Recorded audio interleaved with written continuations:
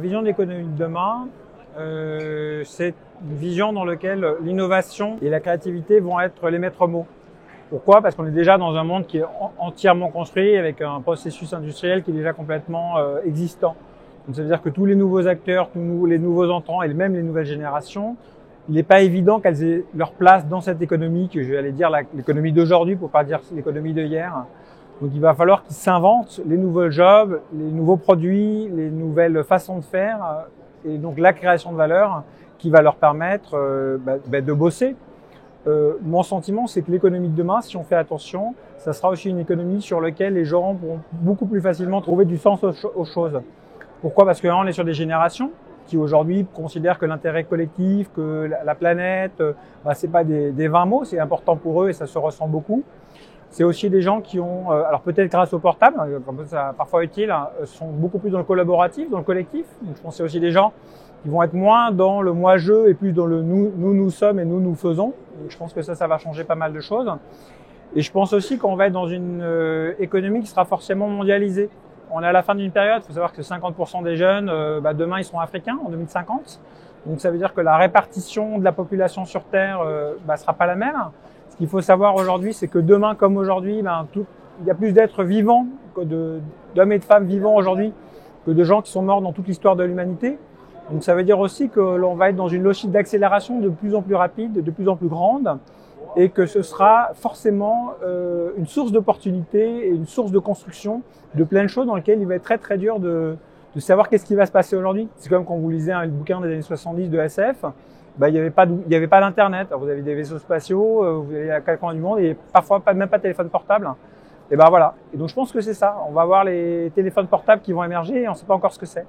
Creative Valley, c'est une longue histoire. Moi, ça fait 20 ans que je suis dans le numérique. Ça fait 7 ans qu'on a lancé ça. L'idée de base, c'était d'avoir des jeunes qui aient la banane, pour simplifier. C'était de se dire aujourd'hui, il y a 7 ans, c'était encore beaucoup le cas, dans un grand groupe, dans une société extrêmement structurée, est-ce qu'ils vont avoir tous leur place? Et il y a beaucoup de gens qui sont en marge, qui n'ont pas forcément fait les meilleures études, ou bien qui sont un peu caractériels, ou qui sont pas tout à fait dans le moule. Et mon idée, c'était que ces gens-là, ça fait de très bons entrepreneurs. Donc l'idée de base de Creative Valley, c'était de permettre à ces gens, qui étaient un peu hors cadre, d'aller au bout de leur potentiel et de réussir. Et je me suis dit, pour que ça puisse fonctionner, il faut qu'ils soient à plusieurs. Et donc Creative Valley, c'est la construction de cette communauté de gens qui veulent reconstruire le monde autour de valeurs de réussite collective, en étant à peu près sympas les uns avec les autres et respectueux, on va arriver à construire quelque chose de bien. Donc ça a été ça. Après, j'ai eu la chance de rencontrer les principaux fondateurs des écoles de code en France. Donc ça nous a permis d'avoir une dimension numérique qui est très très forte aujourd'hui.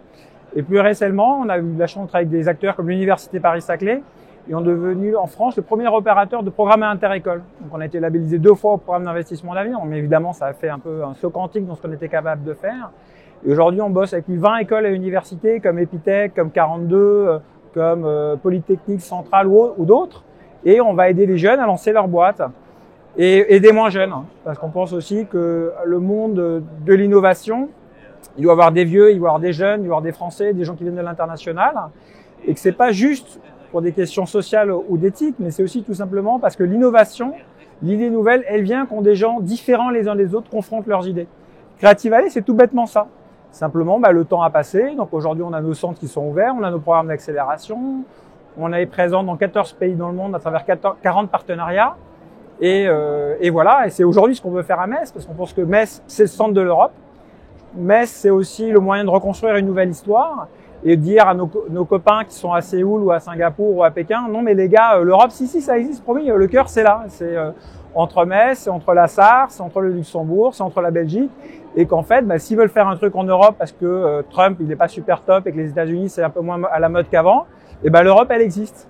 Et que pour commencer une histoire européenne, ici, on est quand même extrêmement bien placé. Et moi, j'ai toujours été au début de nouvelles histoires et j'ai envie d'être au début de cette histoire-là. Et c'est pourquoi je suis là aujourd'hui. Et j'espère y être là pour longtemps.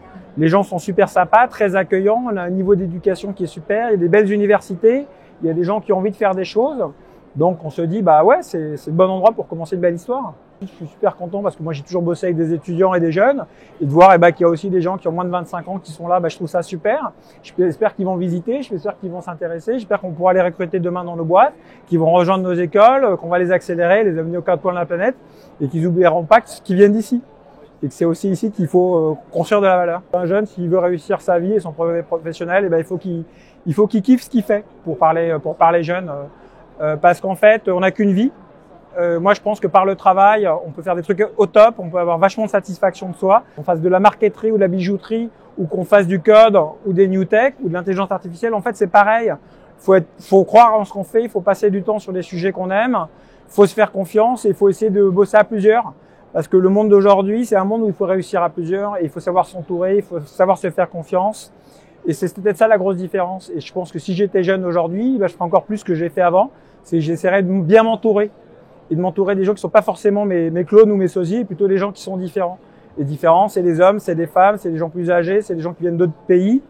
Et voilà, et mon conseil, c'est profiter. Bossez, mais profitez de la vie et faites-vous un truc qui vous ressemble et qui vous plaît.